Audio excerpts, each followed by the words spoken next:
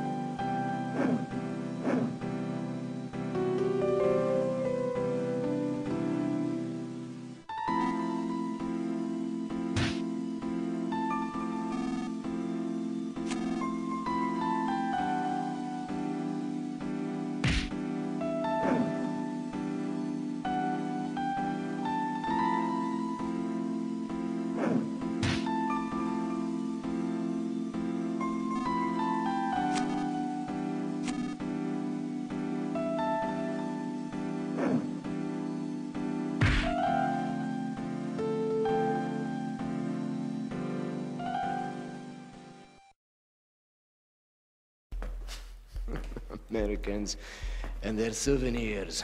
Is this your child? No, I can see the name. Johnny Miller. Hope he doesn't miss it too much. You know, children, they get attached to these little things. They can cry for days. Coming in at number 6, Miller being executed in Battlefield 3. The level where you play as Sergeant Miller begins with a dinosaur. A toy T-Rex belonging to Miller's son Johnny. I presume the youngster probably gave it to his father as something to remember him while he was off fighting in the war. The level finishes on a much sadder note, however, with Sergeant Miller being executed in front of a camera on live TV, while a terrorist taunts him and throws the toy to the ground. I hope that gives you comfort. Brother! Amadei, Ejum. Shame. You come to our country to murder us, yet we are the terrorists when we try to protect our nation and our people. This is the price you pay.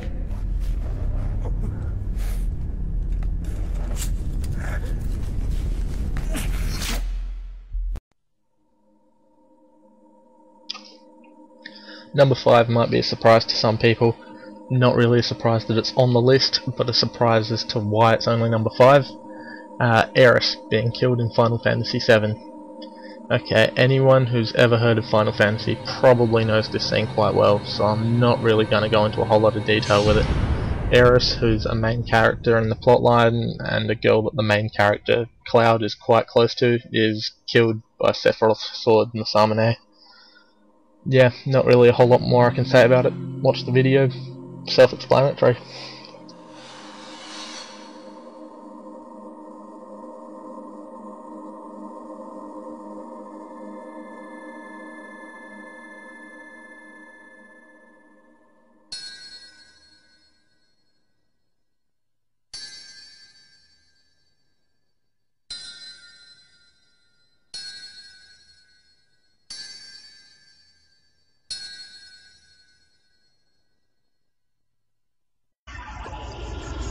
At number 4, Chrono's death in Chrono Trigger. Chrono Trigger is still to this day the only game I've played where the main character dies before the game's conclusion. I've played games where a major character dies mid-game, think Eris or Hinawa, and I've played games where the main character dies at the end of the story, think Zack Fair, but this is still the only one I know of where the main character dies mid-story. And the saddest part is that when you need to bring him back from the dead, you need to talk to his mum to ask her how Chrono's going. It's actually pretty sad.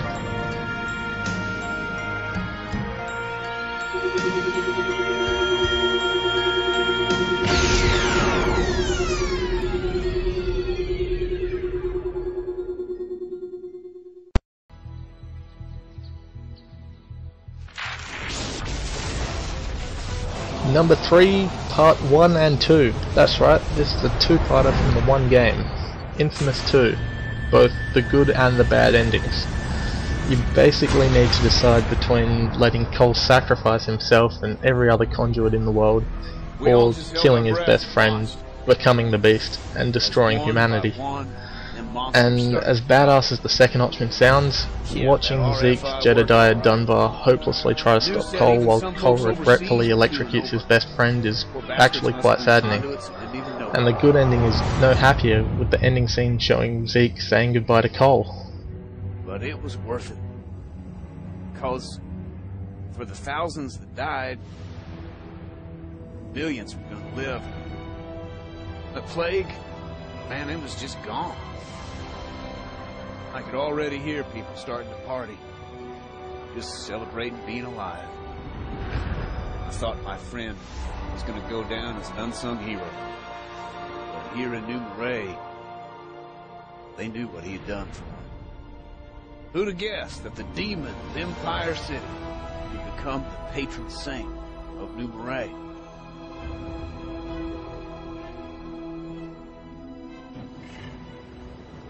I wanted to say goodbye to him alone.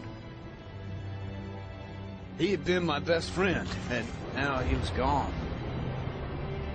Sometimes I hear folks talking about conduits and humans like they're totally different. That's bullshit. Because there ain't nobody with more humanity than Cole McGrath.